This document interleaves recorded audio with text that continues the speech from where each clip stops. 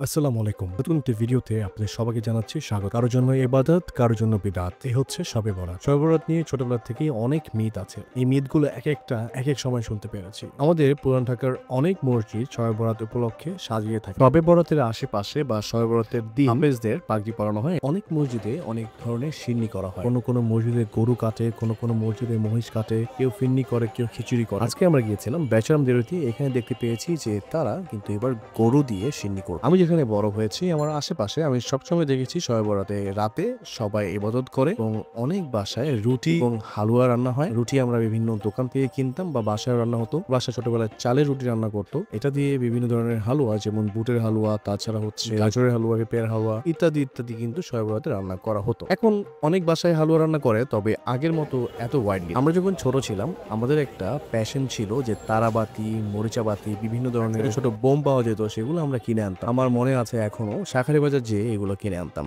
তারাবাতিগুলো আশেপাশে পাওয়া যেত। আজকে আমি গিয়েছিলাম চকবাজারে, সেখানে দেখতে পাচ্ছেন কিভাবে তারাবাতি বিক্রি হচ্ছে। অনেক বাচ্চারা কিন্তু এখনো শবে বরাতে তারাবাতি জ্বালাবে এবং কেন জ্বালায় বা কি কারণে জ্বালায় এটা জানি না। বাংলাদেশ পুলিশ থেকে কিন্তু বলা হয়েছে কোনো ধরনের আতশ বা পতাকা ফুরানো যাবে না। চকবাজারে অনেকগুলো দোকান রয়েছে, সেখানে কিন্তু ঐতিহ্যের সাথে বিভিন্ন ধরনের রুটি বিভিন্ন শেপের বানানো হয় এই শবে বরাত উপলক্ষে। এই শবে বরাত উপলক্ষে অনেকে কিন্তু সিজনাল বিজনেস করে থাকে। আনন্দ, বোম্বে, রস আরো বিভিন্ন দোকান রয়েছে চকবাজারে। আমি এই ভিডিওতে মোটামুটি সবগুলো দোকানের ফুটেজ আনার চেষ্টা করেছি এবং রাস্তায় নন ব্র্যান্ডেরও কিছু মানুষ সারা 300 টাকা কেজি দরে রুটি বিক্রি করছে। রুটিগুলো কিন্তু দেখতে খুবই অ্যাট্রাকটিভ হয় এবং এই রুটিগুলো অনেকেই একজনের বাসায় পাঠায় বিভিন্ন ধরনের মিষ্টান্ন বা হালুয়া দিয়ে। দেখতে পাচ্ছেন আলাউদ্দিন সুইটমিট, এখানেও বেশ কিছু ধরনের রুটি কিন্তু আমরা দেখতে পাচ্ছি। আজকে 14 তারিখ রাতে শবে বরাত, তারপরেও কিন্তু অনেকে রুটি বিক্রি করা শুরু করে দিয়েছে। আমরা একটু পনির খেয়ে নিলাম। 1 কেজি পনিরের দাম বর্তমানে 700 টাকা। চকবাজারের এই পনিরটা মোটামুটি ভালো থাকে।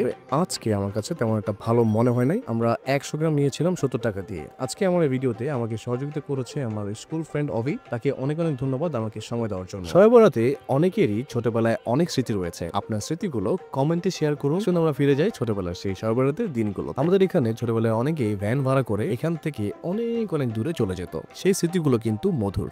সবাই ভালো থাকবেন, দেখা হবে নতুন কোনো ভিডিওতে। আসসালামু আলাইকুম। Till then, take care.